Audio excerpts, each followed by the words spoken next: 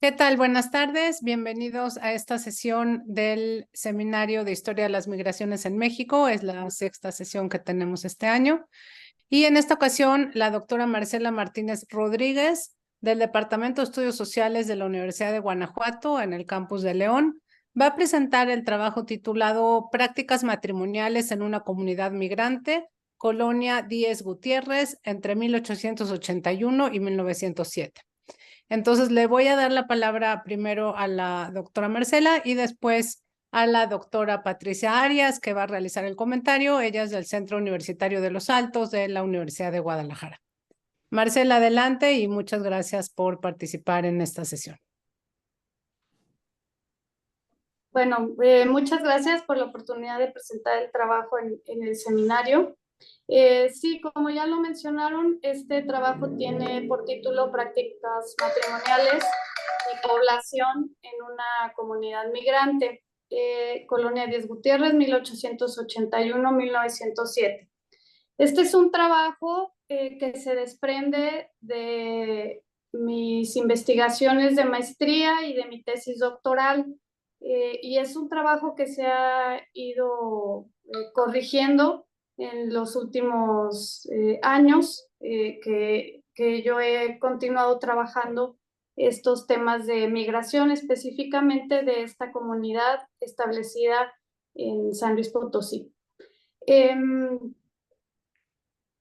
Bueno, para comenzar nada más, un breve contexto. Como sabemos, durante el siglo XIX, pues la mayoría de los países de América Latina recibieron un gran contingente de inmigrantes.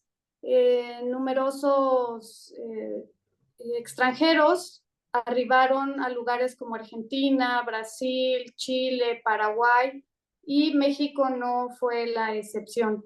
Las leyes en materia migratoria pues permitieron todo este arribo y que se llevaran a cabo grandes migraciones, pero también proyectos de colonización. El concepto de colonización entonces ha estado estrechamente vinculado al de migración, sobre todo en el siglo XIX, porque las autoridades decimonónicas de México y de estos países consideraban que era indispensable establecer comunidades de origen extranjero en algunos lugares para promover la agricultura y la modernización, no solo del campo, sino de la sociedad en general. Y en este trabajo voy a hacer énfasis en uno de esos proyectos, el proyecto federal de colonización en México, y me voy a centrar en solamente una de estas comunidades, que es la que se estableció en San Luis Potosí y que se nombró Colonia Díez Gutiérrez. El objetivo de este trabajo, si puede pasar la siguiente diapositiva, por favor, es dar a conocer los rasgos de la población en una comunidad de migrantes italianos que se estableció en Ciudad del Maíz. A través de las actas matrimoniales se pretende realizar un muy breve acercamiento a las prácticas nupciales para reconocer un poco cuáles fueron estrategias de adaptación e intercambio cultural. Marcela, te voy a La interrumpir. siguiente. Marcela, ¿sí me escuchas? Sí. Te voy a interrumpir nada más brevemente. En el seminario todos ya leímos el texto. No sé si eso había quedado claro digamos, pues la información que se te dio antes de venir al seminario, pero todos ya lo leímos, entonces realmente lo que se espera de la persona que expone su texto es nada más una breve pues introducción o contextualización o que nos cuentes algunas cosas que no vienen en el texto, pero realmente no necesitamos que expongas el trabajo porque todos ya lo hemos leído. Sí, no, nada más iba a ir como explicando un poco las diapositivas, pero sí tienen el contenido del texto. Entonces, si las pueden ir nada más pasando y yo contextualizo un poco. Bueno, el objetivo ya lo mencioné. El trabajo está dividido, como vieron, en tres partes principales. Es importante mencionar las fuentes porque hay varias lagunas. Entonces, a pesar de estas lagunas, se retoma una serie de números como para poder establecer algunas tendencias. Este trabajo no pretende ser un trabajo de historia demográfica, primero por la falta de fuentes y segundo porque es una población muy pequeña. Entonces, en realidad, a mí lo que me interesa nada más es reconocer cómo fueron estas estrategias de adaptación y de intercambio cultural y que se note la diferencia con otro tipo de comunidades de extranjeros. Entonces, bueno, si quieren ir pasando las diapositivas. Aquí es la siguiente, por favor. Las fuentes, es lo que les mencionaba, es importante porque mencionarlas porque hay lagunas. Entonces, las lagunas del registro civil se subsanaron con el registro parroquial. Y la lista de revista de comisario que se utilizó para mis otros trabajos, en este trabajo fue revisada nuevamente para sacar otro tipo de información. La siguiente, por favor. Aquí vemos entonces nada más algunas de las regiones de Italia de donde provenían los italianos. Son del norte de Italia, no son del sur o del centro como a otros lugares en América Latina. Y esto es importante porque los proyectos de colonización en México estuvieron determinados precisamente porque se solicitó a este tipo de población del norte. A diferencia de otros perfiles migratorios, estos grupos de migrantes, digamos que resultaron en una diferencia para que se diera de tal manera la colonización. A la colonia de Ciudad del Maíz arribaron población de la región del Trento y Véneto. Es importante destacar que cada una de las comunidades, incluyendo la de Ciudad del Maíz, tenía una población heterogénea. Entre ellos había grandes diferencias culturales, aunque venían de la región septentrional de Italia, pues cada uno de ellos tenía también sus propias particularidades. Y eso condicionó la forma en la que se establecieron, no solo en esta colonia, sino también cómo se desarrollaron comunidades como Chipilo, por ejemplo, la colonia Manuel González en Veracruz o las colonias de Morelos. Entonces, lo que se quiere probar aquí en esta comunidad de Ciudad del Maíz es que justo esa característica fue una de las cosas que determinó su desarrollo. La siguiente, por favor. Aquí, bueno, esta nada más es una imagen de la región del norte de Italia, de donde venían estas familias. Es importante un poco para reconocer las características geofísicas de estas regiones. Esto nos muestra un poco algunas de las causas por las cuales estos inmigrantes llegaron o respondieron a estos proyectos de colonización. Una de estas causas, entre muchas otras de las que no voy a ahondar tampoco, es la pulverización de la propiedad y que no contaban con una importante cantidad de extensión de tierra para que digamos, tuvieran cultivos con cantidades importantes y pudieran, pues, ser autosuficientes o integrarse al mercado. Entonces, esa es una de las causas y esta foto ilustra un poco el tipo de comunidades de donde venían. La siguiente, por favor. Aquí solamente es para ubicar en dónde se establecieron las diferentes colonias de italianos. Nosotros, o el trabajo, se refiere únicamente a la que está en San Luis Potosí, que es la colonia Díaz Gutiérrez, y en la siguiente diapositiva podemos identificar ya el mapa de San Luis Potosí y específicamente el municipio de Ciudad del Maíz. No sé si lo identifican. Es una región que no es el altiplano potosino, tampoco es la Huasteca Potosina, es la zona media Sin embargo, la región de la colonia o la comunidad, las características físicas de la comunidad es de clima húmedo y boscoso. Entonces, existen testimonios o digamos que la tradición oral entre los habitantes es que los propios italianos eligieron su lugar. Cuando visitaron estas regiones, ellos eligieron este lugar por una similitud con sus comunidades. Este es, digamos, un testimonio arraigado entre la población, es lo que se transmite de generación a generación, pero con mi investigación yo, pues en realidad he incluido otras razones por las cuales se establecieron aquí. Entonces, bueno, la siguiente. Esta solamente es una imagen de la colonia Díez Gutiérrez, donde se establecieron estas familias de italianos. Aproximadamente, bueno, nada más como para recordar, para quien no lo haya revisado, aproximadamente llegaron 100 familias de entre 4 o 5 miembros cada una de estas familias, por lo que en total aproximadamente serían unas 400 personas que llegaron en 1882.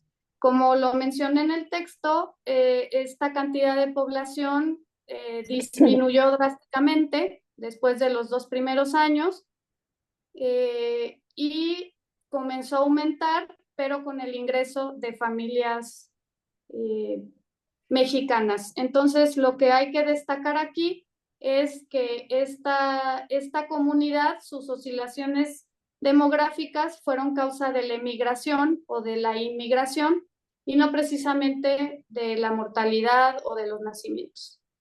Sí, la siguiente, por favor. Aquí vemos unas cantidades de población, cómo va disminuyendo. También esta tabla está integrada en el texto. Entonces, la siguiente, por favor. Y las gráficas, pues vemos vemos la cantidad de matrimonios en el pueblo y en la colonia Díez Gutiérrez. En la colonia Díez Gutiérrez fueron en este periodo 77 matrimonios únicamente.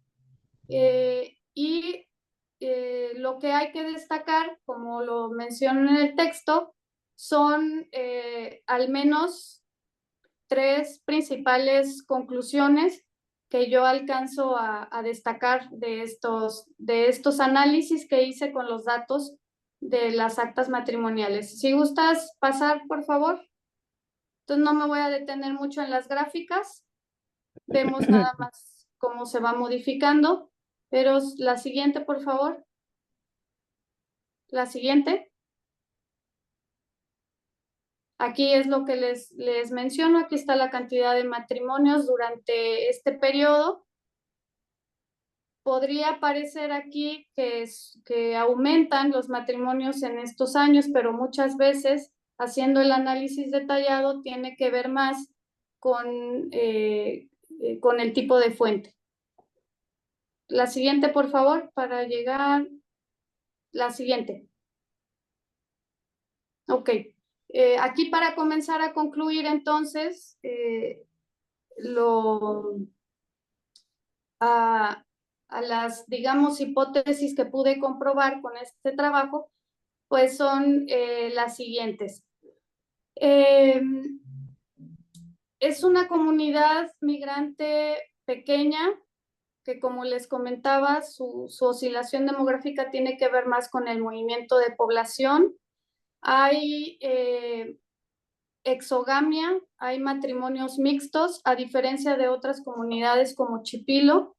Vemos que en estos matrimonios prevalecen aquellos pretensos originarios de Ciudad del Maíz, y estas prácticas matrimoniales que tienen que ver con la exogamia, por ejemplo, pues se debe mucho más a la cantidad de población y a la estructura de población que había en la comunidad y a las necesidades básicas que se tenía en este momento.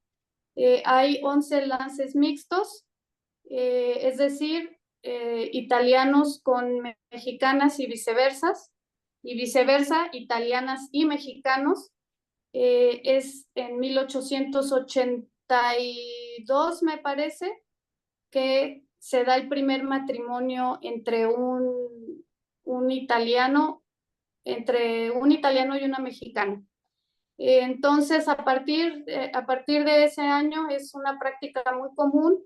No les interesa, pero además les es imposible mantener una práctica endogámica en esta comunidad.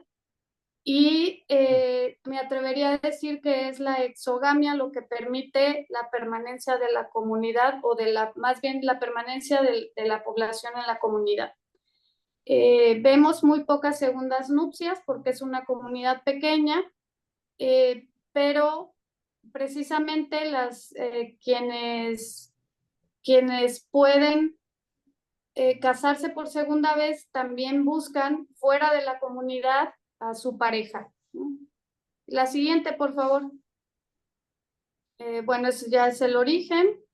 La siguiente. La siguiente, por favor. Ya en las conclusiones. Bueno, aquí observamos una fotografía de una boda doble. Aproximadamente está fechada, si no me equivoco, en los años 20, esta fotografía. Y aquí podemos, pues, dar constancia de cómo se están ya mezclando algunas familias y otras permanecen como el matrimonio es Rosa Zanella, Pedro Cesani, y acá los novios de este lado son Valentín Zanella e Isabel Osti, pero Isabel Osti ya es descendiente de uno de los primeros matrimonios mixtos en la comunidad. La siguiente, por favor. Y bueno, pues como les adelantaba ya, estas son las conclusiones a las que yo llegué con la revisión de estos datos. Y bueno, pues por mi parte sería todo nada más. Muchas gracias, Marcela. Perdón, yo olvidé presentar a los coordinadores del seminario para quienes están aquí por primera vez. Los coordinadores del seminario somos Pablo Yankelevich, Catherine Vecina, Irina Córdoba y yo, que soy Daniela Gleiser. Y bueno, todos les damos la bienvenida a este seminario. Y ahora sí, le agradezco mucho a la doctora Patricia Arias que esté con nosotros y que esté encargada de hacer el comentario de este texto y le doy la palabra. Gracias. Hola, ¿qué tal? Buenas tardes. ¿Me escuchan? ¿Me escucha bien? Sí, muy bien. ¿Sí? Ok. Bueno, pues muchísimas gracias por la invitación a estar con ustedes en esta tarde para comentar el trabajo de Marcela, que es este estudio del matrimonio en una comunidad donde coincidieron, digamos, italianos y mexicanos durante el Porfiriato. El periodo, que como ella lo menciona, va de 1881 y 1907, o sea, 26 años de pleno tiempo porfiriano, digamos, en esta colonia, a la que llegaron alrededor, menciona Marcela, de 90 familias nucleares y alrededor de 480 personas. Ella menciona los cuerpos documentales de donde ella ha generado, digamos, la información, que es la lista de revistas, las actas civiles y las actas parroquiales de matrimonio, y todo esto, digamos, ha sido potenciado gracias a esta maravilla que existe ahora, que es el Family Search, que está ahí en Salt Lake City, ¿no? Una locura impresionante, pero que ha dado lugar a un repositorio increíble de información sobre temas de familia, digamos, ¿no? Y Marcela también da cuenta de las limitaciones de cada fuente y de las posibilidades para la investigación. Desde luego, el periodo es corto y la población de la que está tratando es también limitada, y también, como ella misma menciona, las fuentes tienen una serie de limitaciones. Pero de todas maneras, digamos, Marcela ha hecho el trabajo y ha llegado a varias constataciones, que esta comunidad no creció, que siempre hubo déficit de mujeres que la población italiana finalmente empezó a salir muy pronto de esta comunidad y que el crecimiento se va a dar más bien por inmigración.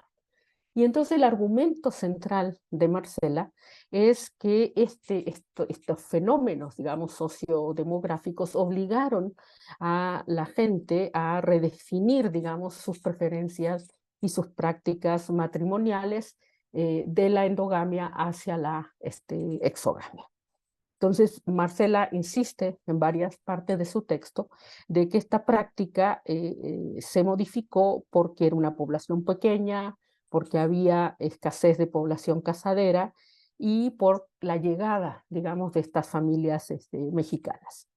Y entonces ella dice que estas regularidades, que esta exogamia, hay que atribuirla a cambios sociales en la comunidad, a movimientos de población y a las oportunidades demográficas y económicas. Ella entonces insiste mucho en que son las prácticas matrimoniales que fueron, y que estas prácticas matrimoniales, este paso de la endogamia a la exogamia, fueron resultado pues de estas características que tomó el poblamiento en la colonia, ¿no? Y que por eso tuvo que darse esta apertura a otras nacionalidades, en este caso en realidad a la población mexicana. Y ella constata que a partir de 1897 disminuyen los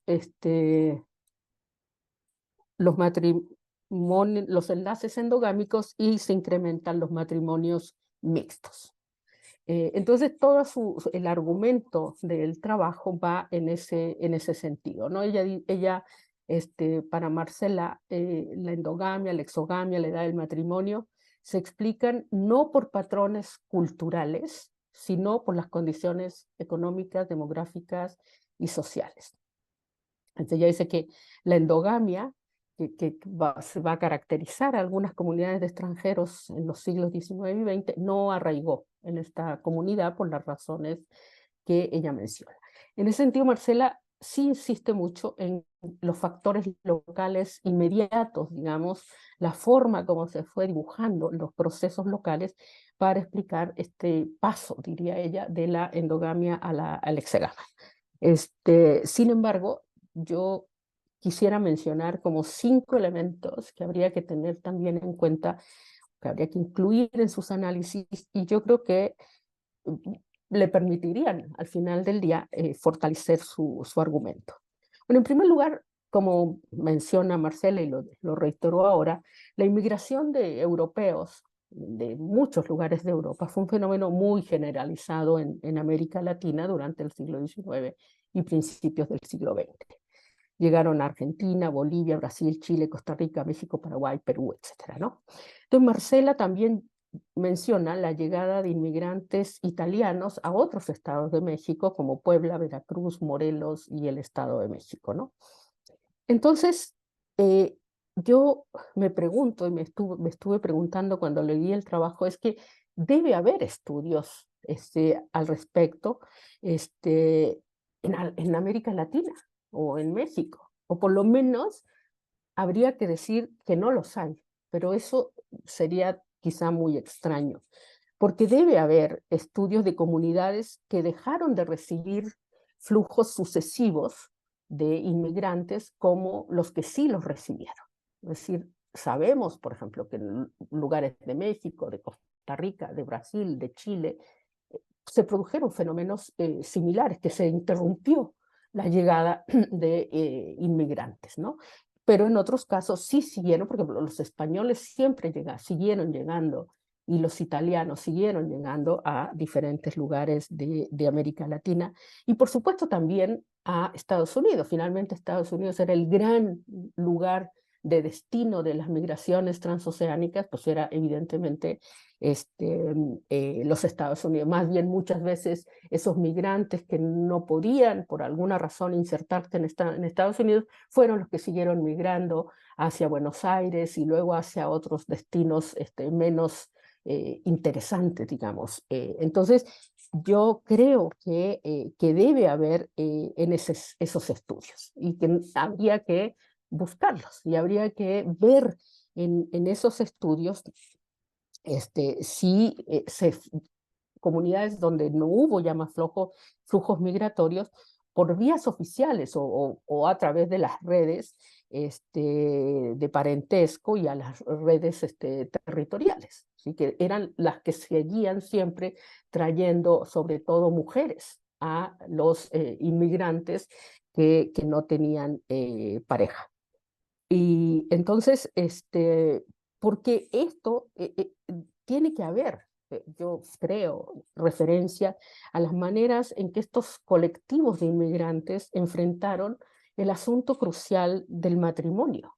El matrimonio es un elemento clave, digamos, en cualquier sociedad, porque compromete todo, compromete la residencia, compromete la descendencia, los derechos, las obligaciones de los miembros de los grupos domésticos, de las familias, de las comunidades. Entonces, es un tema central, digamos, de la organización social. Yo creo que la revisión de esos estudios le ayudaría a Marcela a conocer las diversas situaciones y también las maneras de resolverlas que encontraron los distintos colectivos de inmigrantes en América Latina. Entonces yo creo que eso también le permitiría poner en perspectiva y hacer que sus datos y sus argumentos dialoguen con esa literatura más amplia sobre el tema, ¿no? Bueno, en segundo lugar, yo creo que hay que conocer cuáles eran las prácticas culturales de los matrimonios en los lugares de origen. O sea, uno no puede decir simplemente que no tienen peso los elementos culturales, porque finalmente la cultura es nuestra guía de navegación en la sociedad. Nacemos en una cultura y esa cultura nos enseña cómo proceder dentro de esa sociedad. Y sin duda, eso está muy presente en la organización y la reproducción sociales. Entonces, es muy difícil pensar que los inmigrantes no traen ideas, nociones, preferencias sobre este asunto tan importante como es el matrimonio, ¿no? Por supuesto, sí, que la organización y la reproducción social están siempre cambiantes. Sí, están siempre en procesos de cambio, pero existen. Y existen, y es con base en esos principios conocidos por la gente, en ese mapa de navegación que es la cultura, es que se analizan también y se justifican los cambios que continuamente todas las sociedades están haciendo respecto a al matrimonio como a otros factores de la reproducción social. Entonces, yo creo que en el trabajo de Marcela hay una serie de elementos que apuntan a que existe ese trasfondo cultural.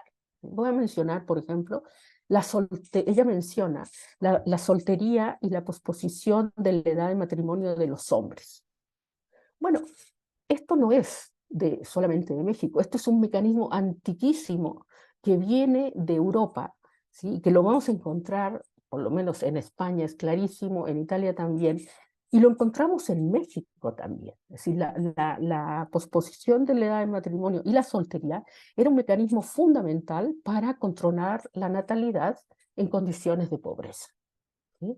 Es decir, mantener un joven, digamos, que probablemente no era más que un jornalero agrícola, un peón de campo, que empezaba a trabajar a los 10 años, y que probablemente tenía él que hacerse cargo de cuidar y de ayudar a la manutención de los hogares, tenían que mantener a los padres, a los hermanos, y casarse, digamos, muy joven, era con mujeres que en condiciones óptimas, digamos, se embarazaban cada año, porque no había ninguna manera de controlar el asunto, era un lujo que realmente no se podían permitir. Entonces, este es un mecanismo que encontramos en muchísimas sociedades y en México también lo hemos encontrado, ¿no? También Marcela constata la diferencia de edad de matrimonio a la primera unión entre hombres y mujeres. La edad de los hombres era alrededor de 27 años, las mujeres era alrededor de 22. Eso también es bastante conocido, digamos, para principios del siglo XX, para el siglo XIX es más temprano, pero esto también se conoce en la literatura porque las mujeres se casaban muy jóvenes porque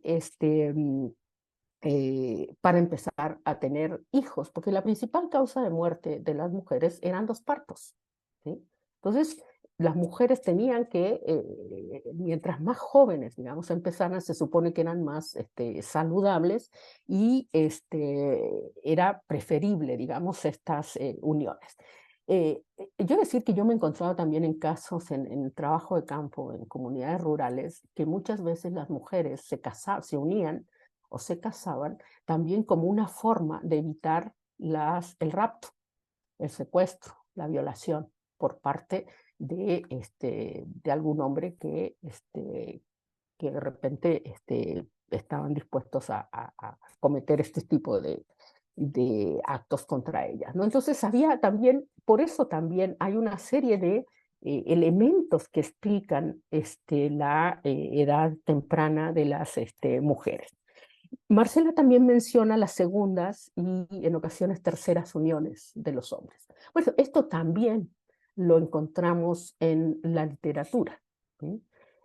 La viudez de los hombres, que la viudez masculina en realidad duraba muy poco, con las justas, digamos, llegaba a un año, ¿sí? Y se volvían a unir. Y esto tenía que ver también con que los hombres necesitaban asegurar el cuidado de los hijos que habían quedado de su primera esposa, ¿sí? Entonces, también había esta práctica, digamos, cultural, que era la segunda o tercera unión bastante próxima a la viudez, sobre todo en el caso de los hombres. Y teníamos también el caso, y lo tenemos en México, de hombres que se casaban incluso con una hermana de la que había sido su esposa, ¿no? Entonces, estas son prácticas culturales, ¿sí? No son invenciones de cada sociedad, ocurrencias o que solo se deben a una situación inmediata, sino que corresponden, digamos, a la forma como diversas sociedades han tenido que enfrentar los problemas, las situaciones asociadas al matrimonio en condiciones de pobreza, en condiciones de aislamiento.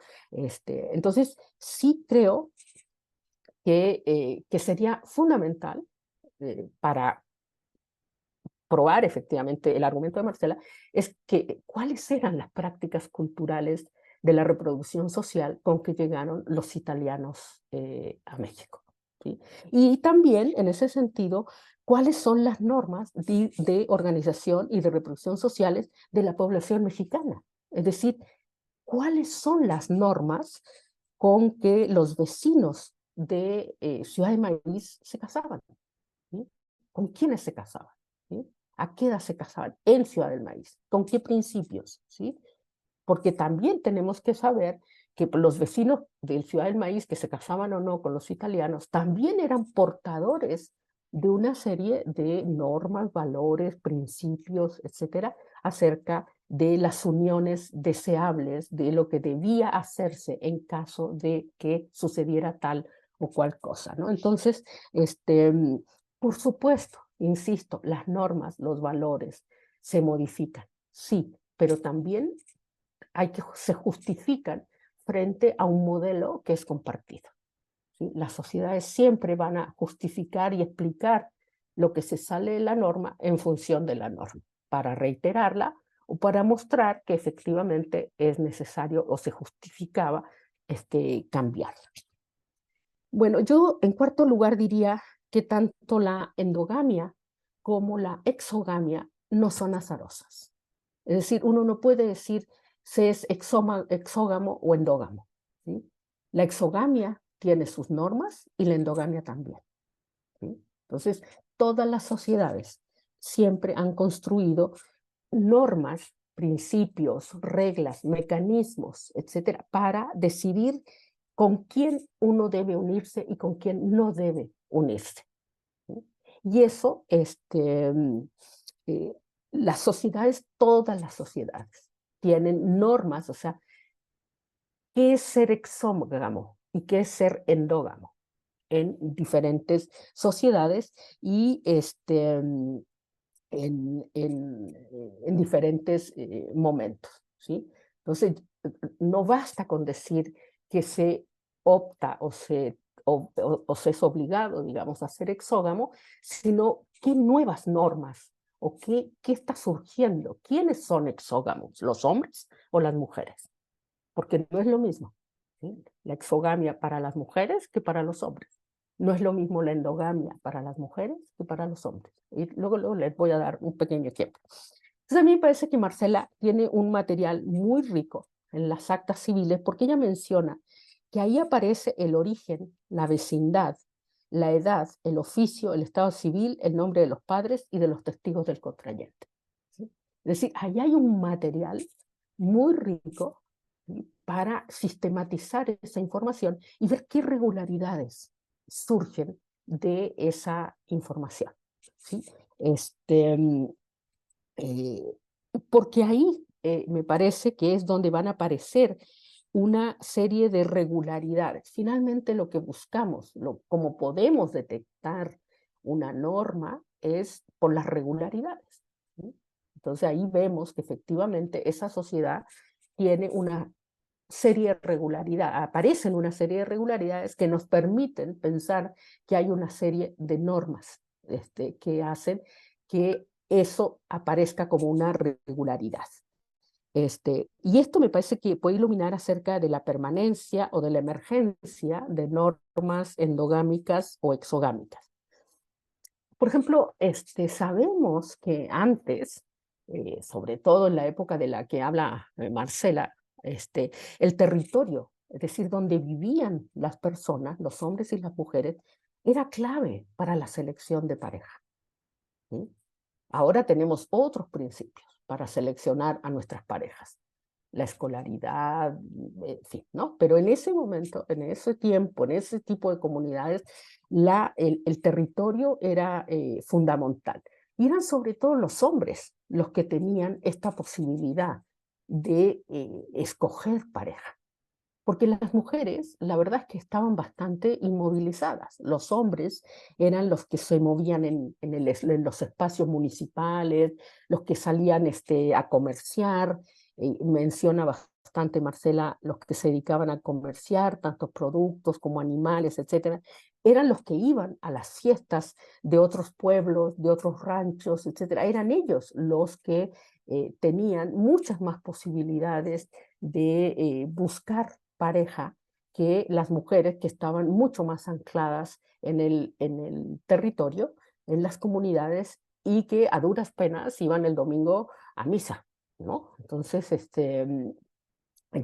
también hay diferencias, digamos, entre las posibilidades que tienen los hombres de ser exógamos y las posibilidades que tienen las mujeres de serlo, ¿sí? Entonces, ¿por qué? Porque de nuevo, no es así totalmente azaroso el asunto. Por eso las fiestas, sí, las fiestas religiosas tienen muchos sentidos, tenían muchos sentidos para la población. Uno de ellos justamente era encontrar pareja, ¿sí? Incluso esto se aparece en la migración mexicana a Estados Unidos. ¿Qué hacían los trabajadores mexicanos que estaban como indocumentados en Estados Unidos? Venían a la fiesta anual, ¿a qué? A casarse, ¿sí? No se casaban en Estados Unidos, se casaban en México, ¿sí? Entonces ellos eran los que buscaban mantener principios endogámicos al momento de la unión. No se querían casar con mujeres mexicanas en Estados Unidos, ¿sí? Y eso generó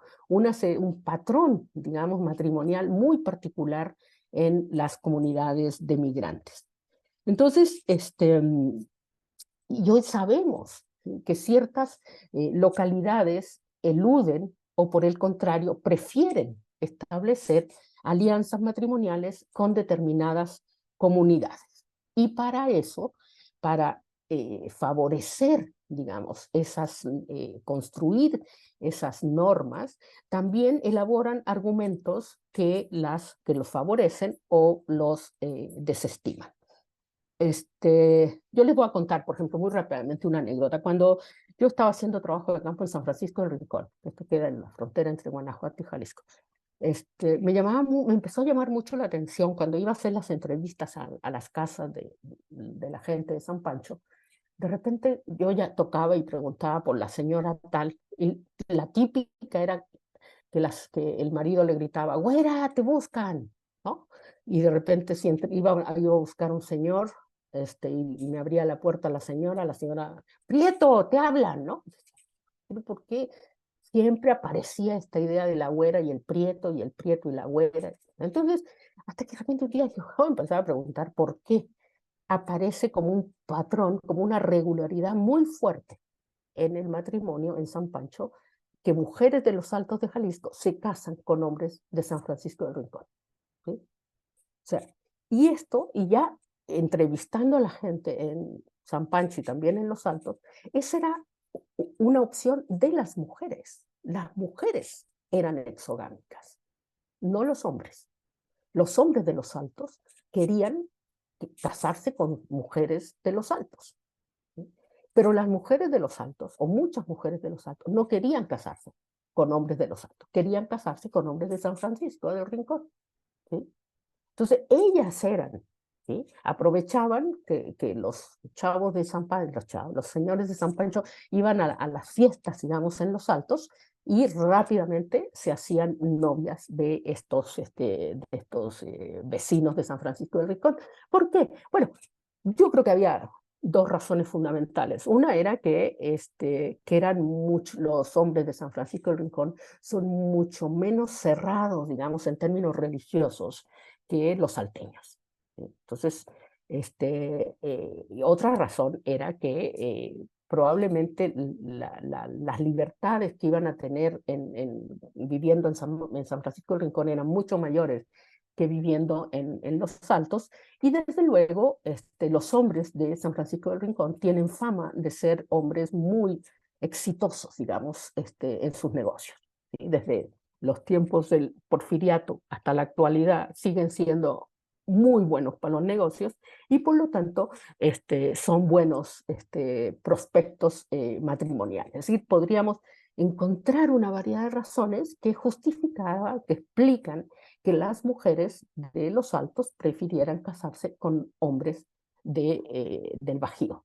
Y si ustedes miran los cuadros de Hermenegildo Bustos, por ejemplo, este maravilloso retratista de Purísima del Rincón, las parejas que él retrata son justamente eso, mujeres muy blancas, mujeres güeras, con hombres más tipo indígena, los de San Francisco del Rincón son hombres de origen otomí, pero aparece incluso en los retratos, aparece como este principio exogámico, aparece incluso en las pinturas de la época. Y es un patrón que sigue y que se repite. ¿Sí? Entonces, en ese sentido es lo que quiero decir, que hay exogamia y hay endogamia, pero no son azarosas. Que hay que aprender a conocer en qué casos son las mujeres las que buscan la exogamia y en qué momento son los hombres los que buscan la exogamia o la endogamia. ¿Sí? Pero unos y otros tienen razones. ¿Sí? Y esas razones, o sea, no nos basta decir que son exógamos o endógamos, sino realmente qué significa la exogamia y la endogamia en determinadas comunidades y en determinados, y también para los hombres y para las mujeres, porque no representan para nada lo mismo, ¿no? Y por supuesto, también las cosas, insisto, van cambiando. ¿Sí? Los retratos de don Hermenegildo Bustos a lo mejor ya no serían tan evidentes como ahora, ¿sí?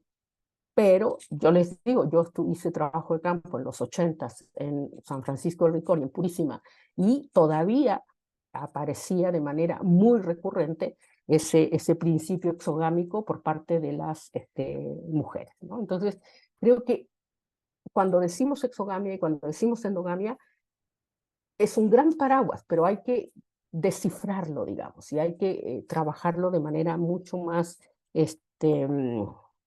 fina. Y yo creo que ahí sí yo diría que Marcela lo que nos ha mostrado del tipo de información que contienen las fuentes que ella maneja, las 3 fuentes que ella maneja, a mí me parece que se pueden combinar. Yo uso mucho un producto maravilloso que tiene el INEGI, que se llama el Archivo Histórico de Localidades. El Archivo Histórico de Localidades es un trabajo monumental que hicieron en el INEGI desde el censo de 1895, que permite georreferenciar, ¿sí?, cada localidad, ¿sí?, por más pequeña que sea, ¿sí?, vamos a encontrar a nivel, porque hasta antes de que existiera este producto del INEGI, el nivel al que más podíamos reducir nuestras investigaciones era el nivel municipal.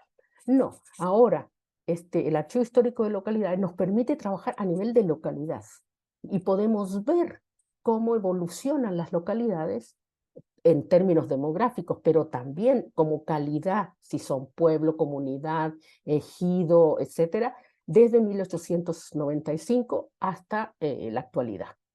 Y ese producto del INEGI nos permite efectivamente hacer un montón de cruces. Por ejemplo, si aparece una localidad de manera repetida como lugar de matrimonio de mujeres y otro lugar de hombres, podemos establecer, ¿sí?, que eso, qué exogamia, qué tipo, dónde estaban las preferencias matrimoniales de las mujeres y dónde estaban las preferencias matrimoniales de los hombres, ¿sí?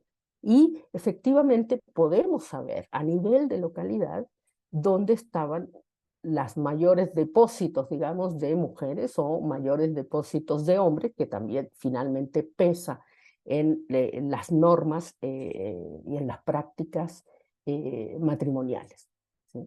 Entonces, a mí me parece que los datos que tiene Marcela con ese instrumento que tiene, que nos proporciona el INEGI, que es gratuito, lo baja y es maravilloso, se puede georreferenciar, es decir, cartografiar una serie de datos, digamos, que los podemos construir, convertirlos en información relevante, digamos, para el tema que le interesa a Marcela. Pero bueno, yo hasta aquí me quedaría. Muchísimas gracias. Muchísimas gracias, Patricia, por tu comentario tan lúcido, tan sugerente y tan lleno de ideas para poder pues repensar o profundizar en varios de los temas que Marcela trata en su trabajo. Marcela, no sé si quieres que te dé la palabra.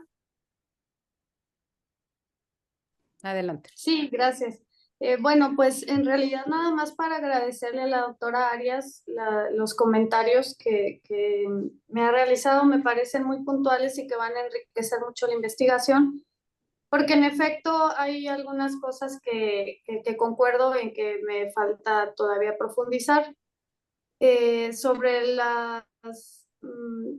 sobre la bibliografía, sí, bueno, sí hay mucha más bibliografía, tanto del fenómeno migratorio como de las prácticas matrimoniales, que bueno, por cuestiones de espacio tampoco incluí, pero se han localizado. Y respecto al resto de los comentarios, estoy totalmente de acuerdo y le agradezco mucho que me haya hecho ver cómo poder profundizar en lo que estaba proponiendo. Muchas gracias, nada más. Muy bien, entonces ahora abro el espacio para que participemos todos. Pues si quieren levantar la mano virtual o real, o si quieren pasar la gente que está conectada en Zoom, si quieren mandar las preguntas. No sé si hay alguien que quiera iniciar con alguna participación.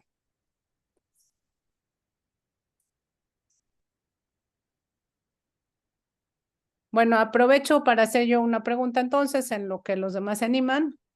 Yo estaba, cuando leí el texto, estaba pensando en otras estrategias matrimoniales que desarrollaron otros grupos de extranjeros que habían llegado a México más o menos en los mismos años, y que era mandar a traer mujeres, ¿no?, de los lugares de origen y de lugares tan remotos como Rusia, Ucrania, Polonia, etcétera.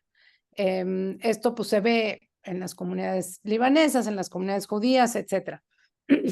Entonces me preguntaba si esto no fue un recurso que las comunidades italianas utilizaran, si en algún momento lo encontraste o no.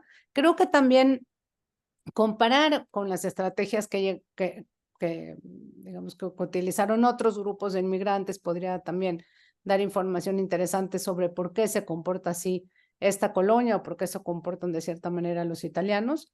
Esa es una primera pregunta. Y la segunda, que ya es un interés personal, quería preguntarte si a la hora de ver estos registros has visto algo sobre el uso del registro civil, pero no para el matrimonio, sino para el registro de nacimientos, que es un tema que estoy trabajando y que me interesaría saber si te has encontrado algo de eso. Pero esas serían mis intervenciones. Podemos contar 2 o 3, si ya alguien se anima a hablar, y si no, pues respondes en lo que los demás piensan. ¿Hay alguna intervención? Sí, Abraham. Abraham y luego Irina. Perdón, no sé La si... mía es... Perdón, Irina Gracias, levantó antes la mano, pero bueno. Abraham, adelante. Irina, por favor. Creí que estaba abierta esta cámara. Hola, hola. Marcela, muchas gracias. A mí me pareció fabulosas tus fuentes. Creo que una cosa que estás demostrando es justo algunos hemos trabajado con esta base de datos y se puede enriquecer con todo lo que ya te habían comentado, bueno, el comentario de la doctora Patricia. Un poco, a mí me surgieron muchas dudas, inquietudes, y me interesa mucho saber en dónde termina este artículo. Entonces, la primera pregunta o la primera duda que quisiera que nos ayudaras a definir es: ¿dónde ves este artículo? ¿Es un artículo? ¿Lo estás pensando hacia qué revista? Un poco para pensar más o menos tipo de preguntas o argumentos que te podrían ayudar a reforzar. Y ya después de esto creo que tengo otro par de preguntas.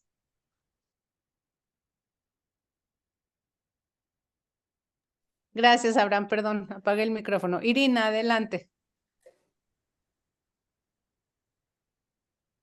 No se te escucha, Irina. Ya lo activé, ¿no? Ya, sí. Muchas gracias, tanto a Marcela, doctora Arias, ha sido un gustazo escucharla con tan profundas reflexiones, opciones. Creo que ha sido una excelente sesión. Yo tengo como 2 observaciones, Marcela, a pasajes muy precisos del texto. Cuando tú hablas de esta como práctica que no existe en Ciudad del Maíz, de acudir al registro civil, y pues que eso limita nuestra posibilidad de acercarnos a cifras como más cercanas a lo que estaba sucediendo, ¿no? Me llamó mucho la atención tu testimonio porque justo revisando correspondencia de la década de 1980 de mujeres que están tratando de localizar a estos migrantes que se fueron a Estados Unidos y que no saben si se murieron, si los encarcelaron, si se casaron con otra persona, porque las abandonaron con los hijos. Uno de los problemas que yo he encontrado es justo eso, que de pronto la autoridad consular les dice, pues remitan el acta de matrimonio para que le demos como una formalidad a la petición de búsqueda, y pues no hay acta de matrimonio, ¿no? Y las señoras responden eso de que pues no, o sea, no. O en el caso de una pensión por un hijo fallecido, lo mismo, ¿no? Necesitamos el acta de nacimiento de su hijo y no tenemos acta de nacimiento, ¿no? Entonces, ¿qué alternativas podemos tener cuando estamos viendo que ya casi para finalizar el siglo XX sigue siendo una práctica recurrente? O sea, yo estoy pensando que esos migrantes rondaban los 30 años cuando se dan estos casos, habrán nacido alrededor de 1950, pero estamos casi 100 años después de lo que tú estás historiando y parece haber una ausencia todavía notoria del Estado, ¿no? Ese es uno de los comentarios y pues queda abierto a las dos. Me encantaría escuchar también las observaciones que tenga la doctora Arias. Y lo otro es, cuando nos dices que el gobierno dejó de proveer las administraciones en efectivo, yo me quedé pensando, porque aparte lo asocias en la explicación a esta cuestión de la sequía, de pues como cosechas que no son lo suficientemente fuertes como para la manutención o la estabilidad económica de estas familias.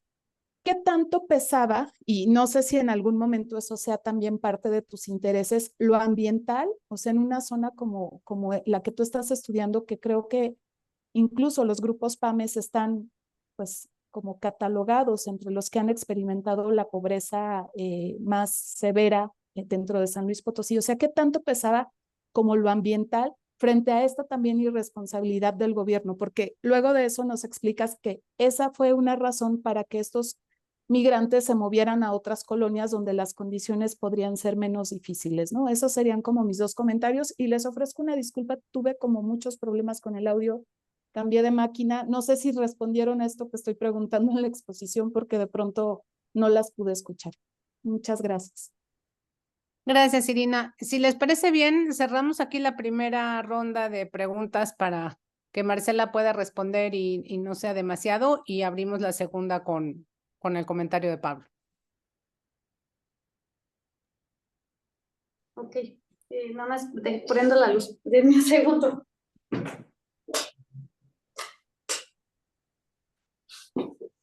Perdón, ya. Muy bien. A ver, voy a tratar de dar respuesta.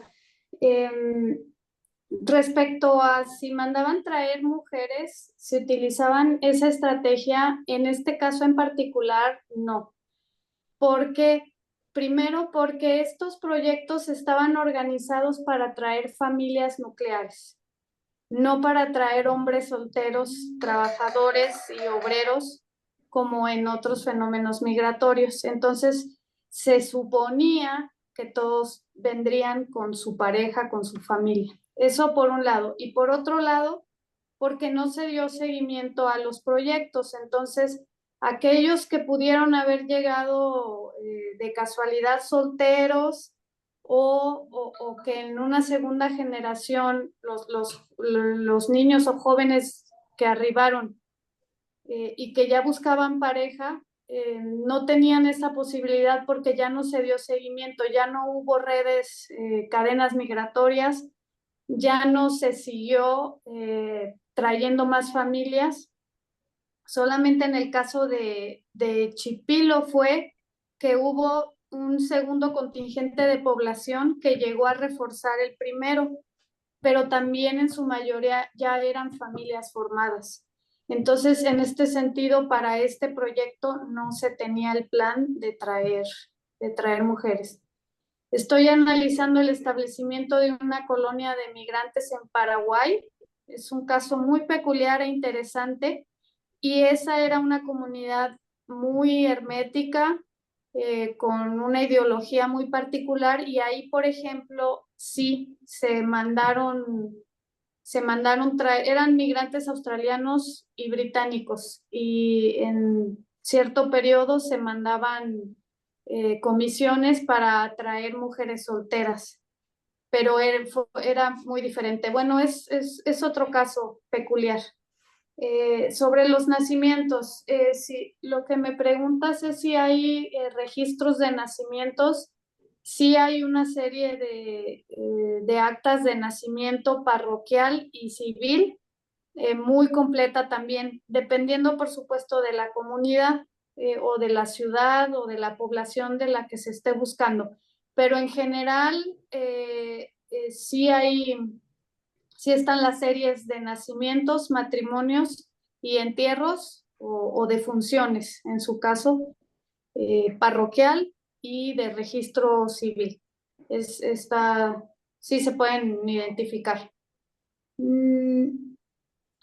Contestando a dónde veo este artículo, bueno, pues ahora ya Ahora lo veo en mi escritorio un buen rato todavía, pero yo estaría pensando en a lo mejor quizás en alguna revista precisamente de estudios de población o estudios migratorios. No, no tengo exactamente, no he pensado exactamente en dónde, pero sí relacionado con la historia social, por ejemplo. ¿Por qué la ausencia del registro? Pues como comentaba en este caso, es no solo ahí en Ciudad del Maíz y en San Luis Potosí, me ha tocado también esto cuando he estudiado la ciudad de León a finales del 19. Es un problema común, creo yo, en todo México. Yo solamente lo he visto en estos dos casos porque son mis casos de estudio, pero pues al parecer hasta principios del siglo XX que se aplican algunas sanciones y que se pide para los matrimonios eclesiásticos el acta civil, es que se empieza ahora sí a asistir al registro civil, pero en estos casos se observa que es porque la gente no está acostumbrada, no es una práctica que ellos acostumbren o porque le dan más peso al eclesiástico o quizás por el pago del acta, no lo sé. Pero en lo que comenta Irina, ya a finales del siglo XX, ahí no estaría yo segura si es por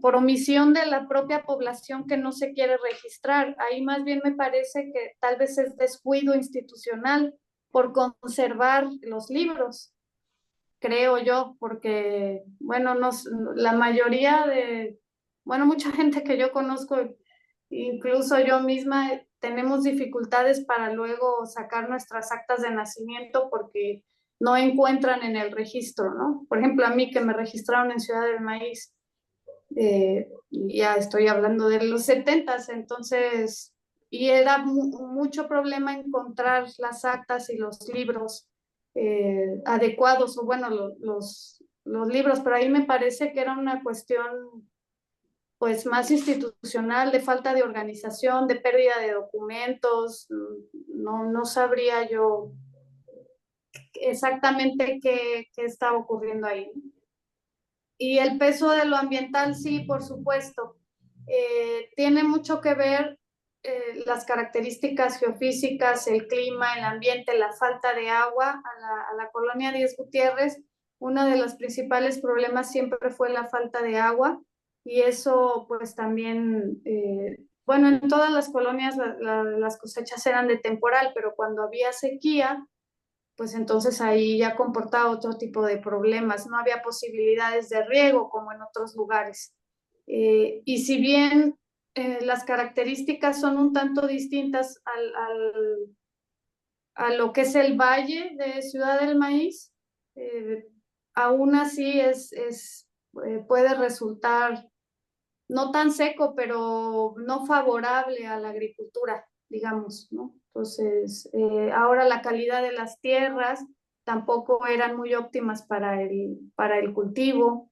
Entonces, sí, yo creo que todo tenía mucho peso también, todas estas condiciones físico-ambientales.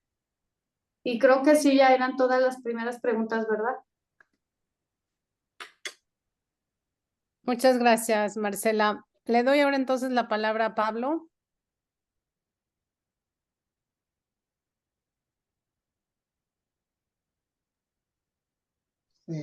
Hola, buenas tardes a todo mundo. Muchísimas gracias, Marcela, por el texto y sobre todo a Patricia por la lectura y los comentarios.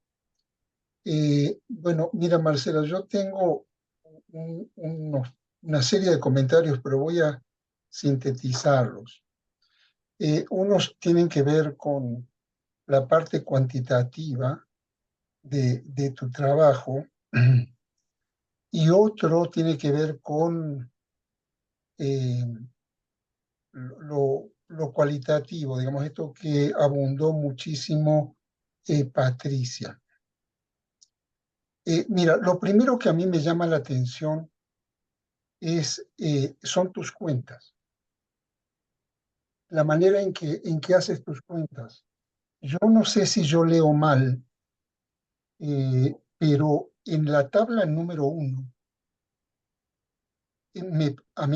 tú pones, desagregas por año, hombres, mujeres y total, pero luego sumas lo que no se puede sumar. Es decir, a ti te está dando un total de población de 3.862 personas. Eso no puede ser. Porque estás agregando, no sumando, estás sumando siempre a los mismos, según lo entiendo yo. Porque según un cálculo muy rápido que yo hago, tu población tiene en promedio 257 personas a lo largo de 15 años. Entonces, ahí hay un problema de base en tu cuenta. Estás contando a las mismas personas 15 veces.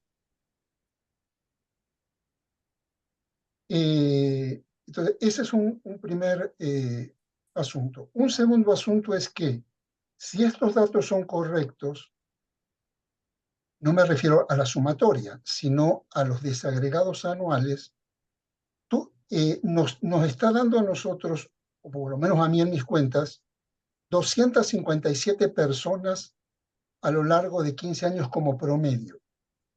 Y a lo largo de esos mismos años, tú registras, según informas, 154 matrimonios. Eso significa que la mitad de tu población se casó en 15 años. Eso no puede ser posible.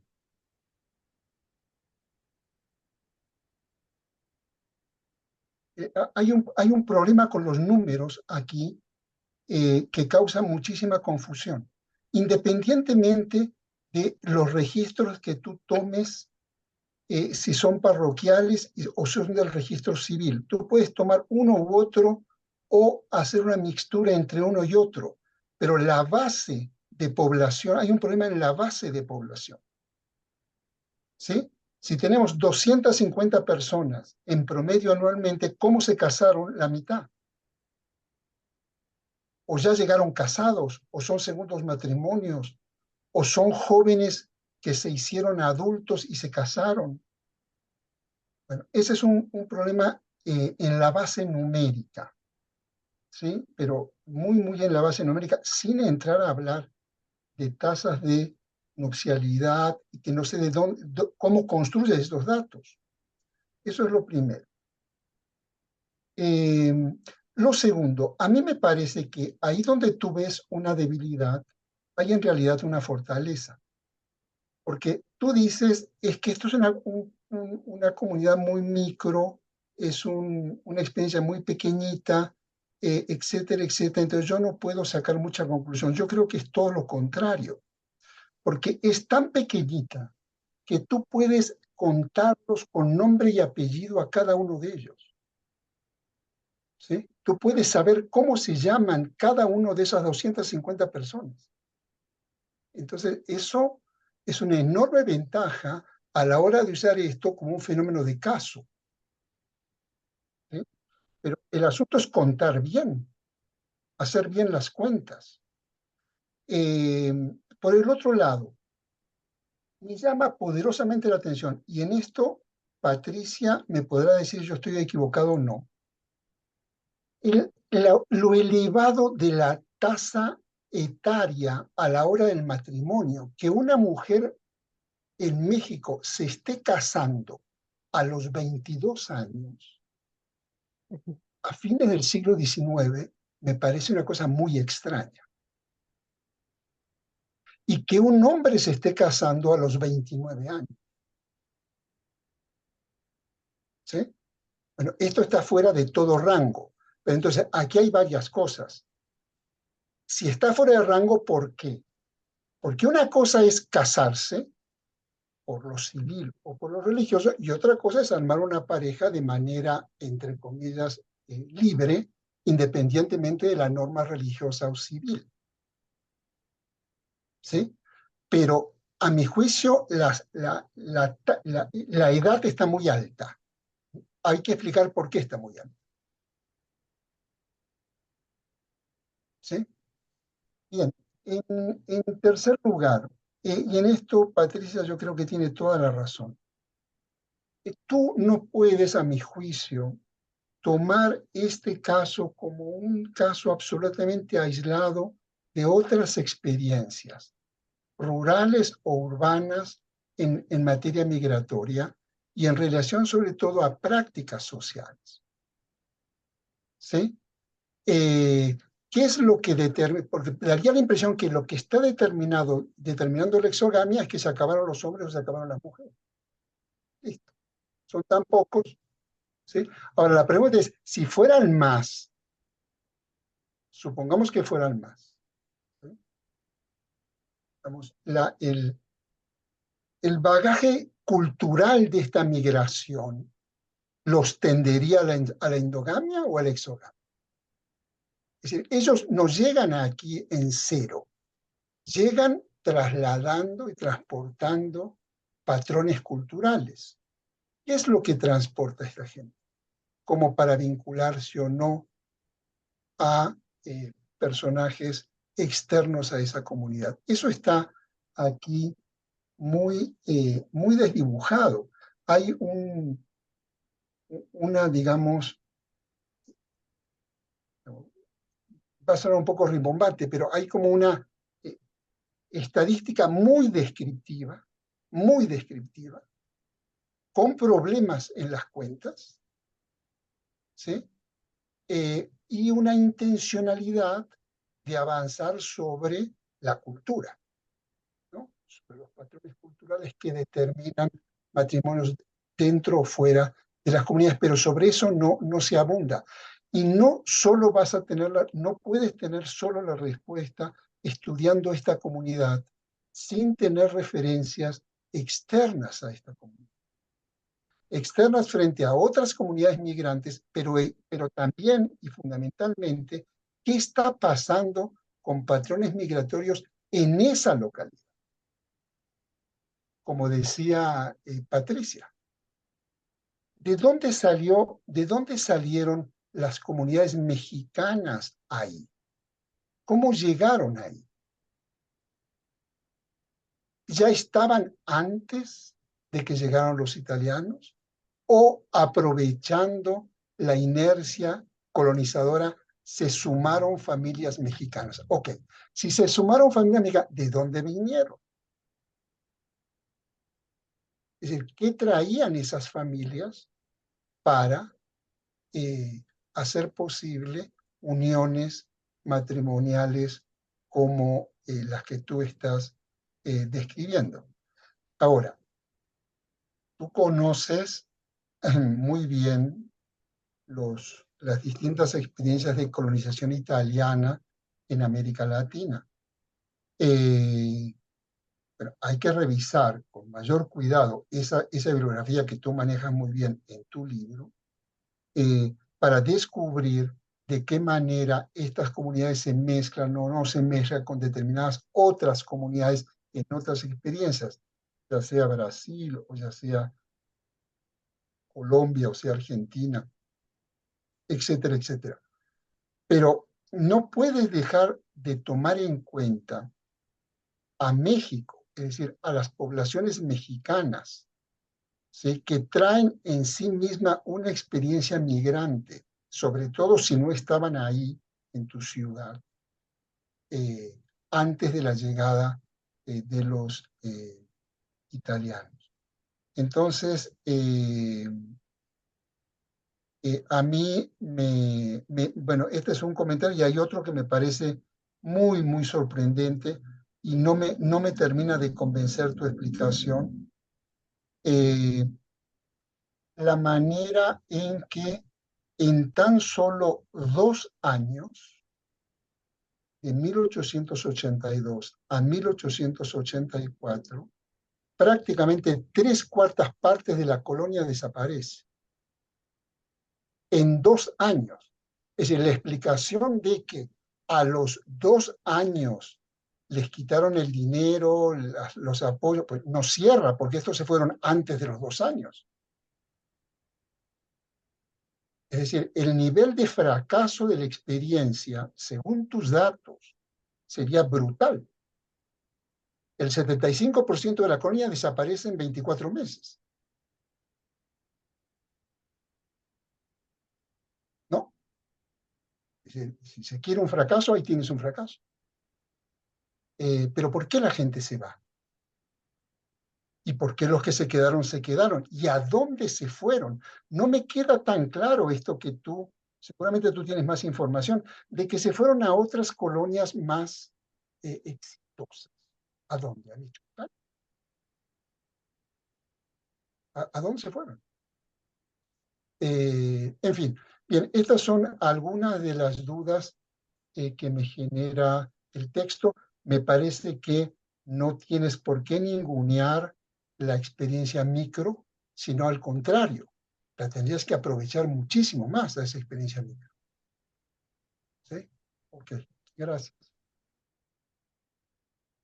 Muchas gracias, Pablo, por tu intervención y voy a leer 2 preguntas que hay en el chat. Y la primera es de Tamara Prado y ella dice, me interesaría saber si durante tu búsqueda de las fuentes lograste identificar prácticas culturales como festividades o actividades de ocio. Y la segunda, de Cristina Urias, dice, Marcela, ¿encontraste si existía algún prejuicio de tono racista de los colonos italianos contra los mexicanos mestizos o indígenas? Entonces, Marcela, te damos la palabra. Ah, perdón, hay una mano levantada de Catherine, de una vez le damos la palabra a Catherine y luego ya a Marcela. Buenas tardes. Hola Marcela, buenas tardes, doctora Arias, y gracias por aceptar nuestra invitación. Pues simplemente voy a complementar algunos comentarios que ya se hicieron, quizás con la intención, porque Marcela dice que eso se va eventualmente a convertir en un artículo, entonces para alguna revista, ¿no? Es un poco el objetivo del artículo. Pues yo quizás te aconsejaría algunas cositas para la introducción y la conclusión. Entre otras cosas, el objetivo como tal del manuscrito, a mí me parece que a la vez pues, lo pones muy amplio, pero a la vez quizás eso provoca cierto no confusión, pero me resultó un poquito más complicado identificar tus conclusiones hasta llegar finalmente un poco más adelante en el cuerpo del texto, incluso en las conclusiones, donde ahora sí estás presentando como algunas ideas, algunas tesis que puedes sacar de la información que nos presentas. Yo creo que resultaría más interesante quizás tener estas ideas, conocer tus ideas, conocer un poco más de estas conclusiones, incluso desde la introducción, porque aquí sí es un objetivo muy amplio. Entonces eso quizás para arreglarlo. Y también pensando en que vas a mandar este artículo probablemente a dictamen, el último párrafo del manuscrito me pareció que aquí estás tocando un concepto que yo usaría con mucho más cuidado, que es el de asimilación. Lo señalas diciendo que, pues por lo que tú has podido observar, pues prácticas endogámicas sí hubo, pero también no fue un caso solamente de esto. Y concluyes, no sé si demasiado rápido, o depende también de cómo entiendes el concepto de asimilación, concluyes que los inmigrantes se adaptaron por completo al nuevo país. Y aquí creo que estás estás abriendo quizás un debate un poco que te puede salir de las manos, ¿no? Es decir, cómo observamos la asimilación, cómo podemos concluir que la asimilación es completa. Creo que aquí estamos frente a conceptos que incluyen muchos aspectos culturales, económicos, que pues me parece que van un poco más allá de lo que nos presentas en este artículo. Entonces, pues yo sí, con este párrafo quizás repensarlo o verificar si es correcto concluir con esto, porque yo creo que aquí estás como abriendo pues, otro estudio y es probable que un dictaminador te diga pues, que eso pues no corresponde al resto del texto. Y pues simplemente creo que aquí es simplemente complementar lo que ya otros te dijeron. En algunos momentos, efectivamente, creo que nos falta el contexto previo de esta colonia, precisamente en las páginas 8 y 9, donde hablas de que se han ido finalmente a otras colonias donde les iba mejor.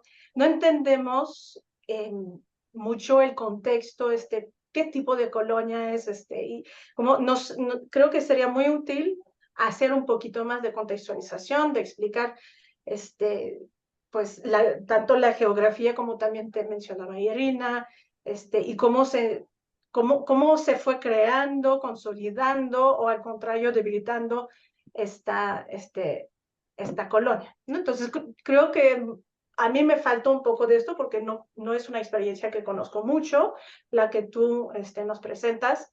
Entonces, pues ojalá te sirven los comentarios que te hicimos esta noche y pues nada más, muchas gracias por tu texto, Marcela, y a la doctora Arias también por el comentario. Gracias, Catherine. Adelante, Marcela. Muchas gracias. Pues muchas gracias, doctor Yankelevich. La verdad es que me es muy útil todo esto que me está diciendo, sobre todo con las cuentas. Yo voy a volver a revisar con cuidado cada una de estas cuentas porque pues sí, probablemente haya ahí ese error. Lo que sí es que, bueno, por ahí mencionó 257 matrimonios. Bueno, no voy a revisar otra vez porque no comprendo muy bien, no le comprendí muy bien en dónde está el error. Entonces voy a volver a revisarlo. No sé, probablemente no fui muy clara. Perdón, Marcela, el error está en que tú sumas lo que no se puede sumar. ¿Sí? Estás sumando 15 veces a las mismas personas. Pones una lista que comienza en 1884 y termina en 1900, ¿sí? Y dices de que en esa colonia vivieron 3.862 personas. Eso es falso, porque estás sumando 15 veces a las mismas personas. Lo que puedes decir es de que en esa colonia vivió anualmente en promedio 257 personas, que no es lo mismo. Pero lo que llama la atención es que tú sí dices de que entre esos años hubo 154 matrimonios. Eso lo dices tú. Entonces yo te pregunto, ¿cómo se pueden casar tantos casamientos con tan poca gente? Es decir, hay problemas en tus cuentas acá. Ya, es que sí, el número de matrimonios de 4,000 fue en Ciudad del Maíz. Pero ¿A tú eso dices, se refiere? no, tú dices en una página que luego te voy a decir cuál, que de esos 4,000 que tú cuentas, específicamente de la colonia, fueron 154. Yo no lo inventé, tú lo dices. No, son Mira, 77 en uniones. en la página 13, tú dices, es decir, 154 personas que habitaban en la colonia Díaz Gutiérrez contrajeron nupcias entre esos años. Es decir, hubo 154 personas que se casaron y el promedio de población en esos años es 257. ¿Cómo se puede casar tan poca gente? Es decir, ¿cómo explicas esto? ¿Sí me explicas? Pues, sí, ya, sí, o sea, fueron 77 matrimonios en casi 20 años. Sí, O sí, sea, no, solamente 154 personas en 20 años se casaron. sí, pero de 247. Ya. Voy a revisar otra vez entonces eso. ¿Sí? Sí, gracias. Gracias.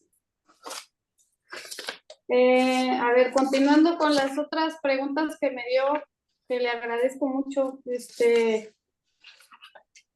Igual que con lo de la doctora Arias, me parece que va a enriquecer mucho y me voy a poner a trabajar como usted me sugiere, quizás incluir el método para contar nominativo en la población. Respecto al rango de edad, estoy de acuerdo. Cuando yo saqué esos datos, igual me sorprendió. Yo temía ponerlo y porque lo dudé, es muy alto para conocimiento que tenemos de que las mujeres se casan muy jóvenes, ¿no? A mí también, exactamente como usted me pareció así. Entonces, también se lo pregunto a la doctora Arias, no sé si tenga un comentario al respecto, pero bueno, ya apunté aquí que tal vez tendríamos que buscar si lo que pasa es que formalizan la unión tardíamente. Tal vez eso es lo que esté ocurriendo. Bueno, los demás comentarios los voy a revisar, a tomar en cuenta. En general, me preguntaba dónde se van. Se van a otras colonias que se establecieron al mismo tiempo, sobre todo a Veracruz, a Morelos, a Puebla, a Michoacán no. La de Michoacán me parece que es después, se establece después y no es parte del mismo proyecto.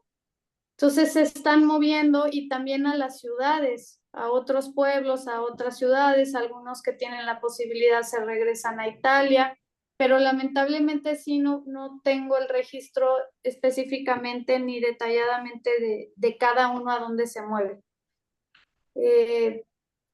Pero bueno, sería profundizar en eso también. Y sí, yo sé que parece increíble que se haya despoblado, pero ocurrió sobre todo ahí y en Morelos. Las otras colonias, por el contrario, no ocurrió. Entonces, bueno, creo que ese era el comentario y agradecerle nuevamente por todas sus observaciones. Sí, pero Marcela, escúchame, por último. Es decir, nadie está discutiendo que lo que tú digas no sea cierto. La observación es la explicación de ello. Porque tú señalas de que la deserción de las 2/3 partes de estos colonos se debió a la falta o al recorte del apoyo financiero. Y dices que ese apoyo financiero se recortó a los 2 años, pero tu gente se fue antes.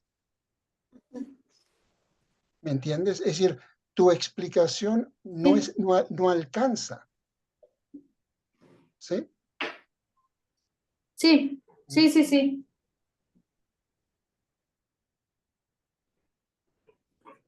Sí, muy bien, gracias. Sí. Entonces, profundizar en la explicación. Sí, gracias. Por ahí me preguntaban también acerca de los prejuicios que había en relación con la población mexicana. no he encontrado registros detallados de que haya habido un conflicto o algún testimonio tan claro de este tipo de prejuicios como sí me los he encontrado para otros casos. En el caso de Ciudad del Maíz, lo que he visto es que en realidad incluso ha sido al revés. Recibieron, digamos, prejuicios por parte de los mexicanos hacia los nuevos pobladores, que eran los italianos. ¿De dónde he sacado esos testimonios? Pues principalmente de la tradición oral, de entrevistas, más que un documento, ¿no? Para el caso de esta colonia es lo poco que podría decir. Para otras colonias, incluso en discursos, es muy claro identificarlo, pero en esta no precisamente. Y no sé, creo que ya fueron todas las preguntas. Sí. También te preguntaban por las festividades o actividades de ocio. Ah, ya. En realidad, las pocas actividades que yo conozco que existían o de las que tenían registrada, pues eran las relacionadas con el calendario eclesiástico. Había, por ejemplo, también bandas de música y sus actividades estaban muy vinculadas a esa Ciudad del Maíz. Entonces participaban de las festividades de Ciudad del Maíz, que es el pueblo más cercano a la comunidad. Es lo que podría comentar acerca de eso. Muy bien, voy a leer 2 comentarios más que hay en el chat y también abro la última ronda de preguntas por si alguien más quiere participar para que se animen de una vez. Bueno, Raimundo dice, ¿cómo eran las relaciones entre los italianos y los mexicanos? Y dice, relaciones sentimentales, amoríos, alianzas familiares, etc. ¿Podrías hablar más del contexto italiano, del por qué se da ese éxodo y qué nivel educativo tenían? ¿Eran de origen rural y qué relevancia tuvo la colonia en la región en los años posteriores? Y Gloria dice, aquí en el norte hay mucho de los migrantes italianos y se fueron poco a poco poblando otros sitios, pero sí había diferencias en su cultura, racismo y otros descontentos con ellos. Esos son los 2 comentarios que tenemos en el chat. No sé si alguien más quiera participar. Sí, por supuesto, Patricia. Oye, yo quisiera retomar algo o seguir en la línea de lo que ha dicho Yankelevich, de decir, bueno, si tienes tan pocos casos y se puede hacer un trabajo mucho más fino de reconstitución, lo que llamamos de reconstitución de familias. Es decir, vaciar todos los datos y trabajarlos así casi manualmente. Y además tienes, y tú lo mencionas, que se puede trabajar el archivo, o sea, el libro de bautizos y el libro de defunciones.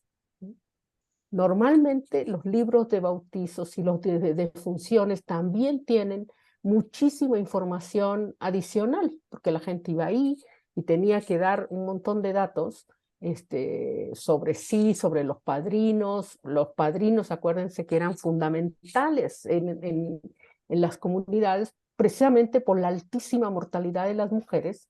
Los padrinos tenían un papel central porque eran muchas veces los que recogían a estos niñitos que quedaban, porque el papá se volvía a casar y volvía a tener hijos, entonces muchos de estos niñitos y niñitas pasaban a formar parte de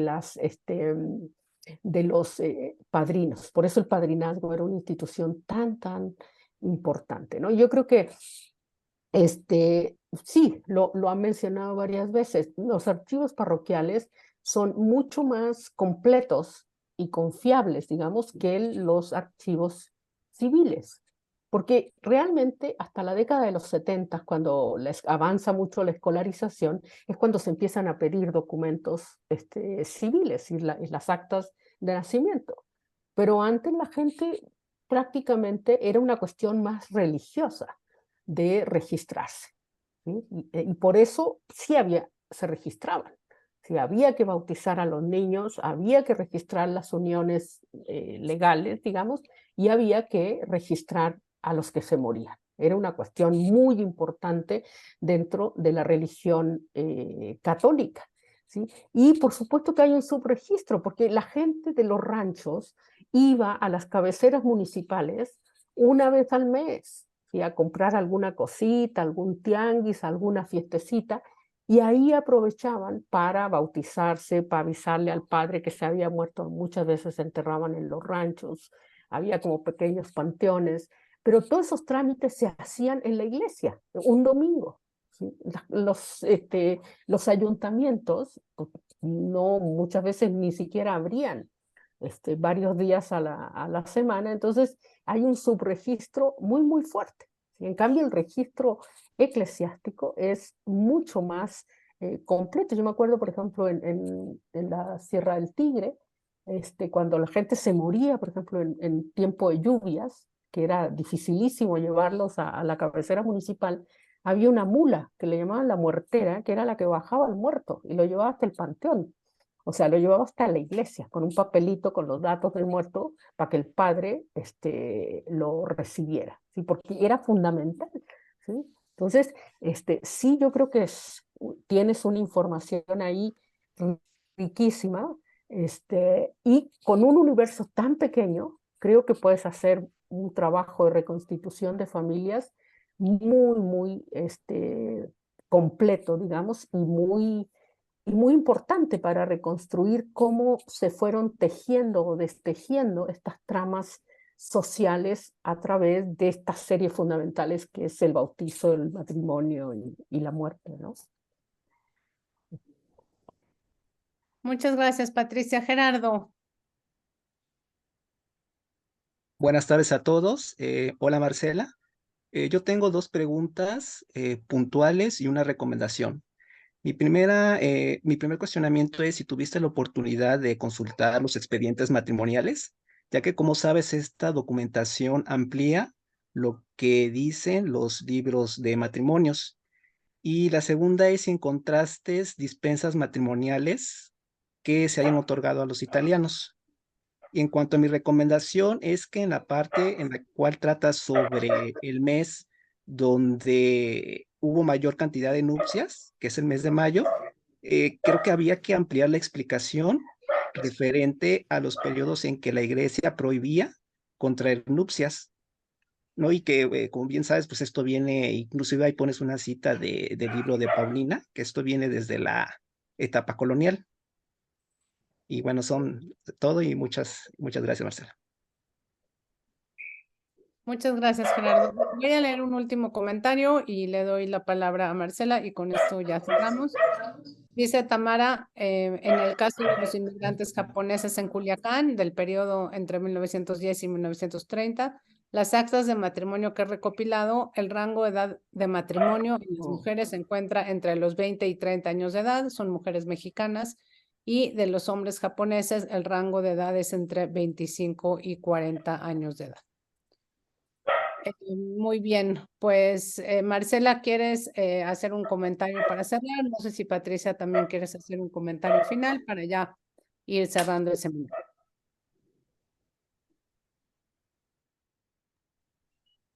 Pues muchas gracias a todos por sus comentarios. A Gerardo, yo solamente revisé las actas de matrimonio civiles y eclesiásticas.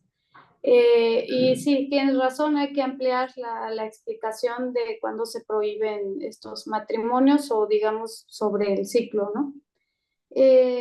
Por ahí alguien me preguntó sobre el contexto de Italia y qué fue lo que favoreció el éxodo. Fueron diferentes circunstancias, hay varias razones.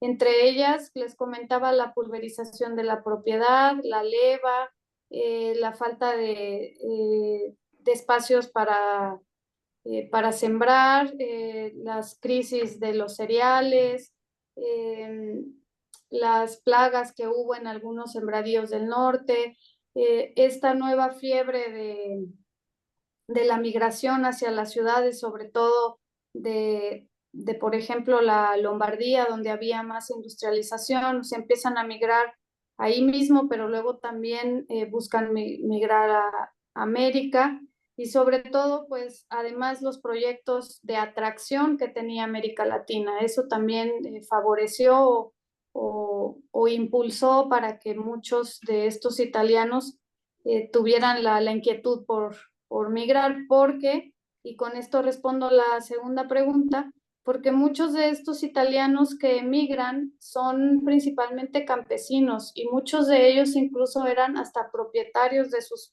sus pequeñitos predios.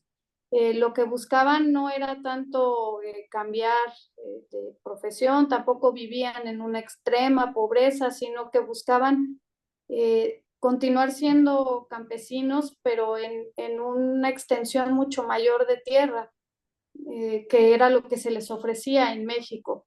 Estoy hablando de que en México se les ofrecían de 5 a 6 hectáreas, y en Italia, pues muchas veces tenían 0.5 de hectárea para una familia, por ejemplo. Entonces, en ese sentido, el perfil general del migrante que sale de esta zona es un campesino agricultor, muchas veces arrendatario. Algunos de ellos no sabían leer, se enteraban de estos proyectos y de estas ofertas en las ferias por una especie de pregoneros y agentes que hablaban con ellos, pero tampoco es aquel migrante que no tenía absolutamente nada, por lo menos para el caso de estos proyectos. Creo que son las preguntas que me hicieron. Agradezco el comentario de los japoneses, es un poco también pues la cuestión de la edad, y en general agradezco mucho todas sus sugerencias y comentarios para enriquecer el texto y la oportunidad de presentar el trabajo. Entonces, bueno, creo que ya era todo. Tu audio creo que está cerrado. Perdón. Muchas gracias, Marcela.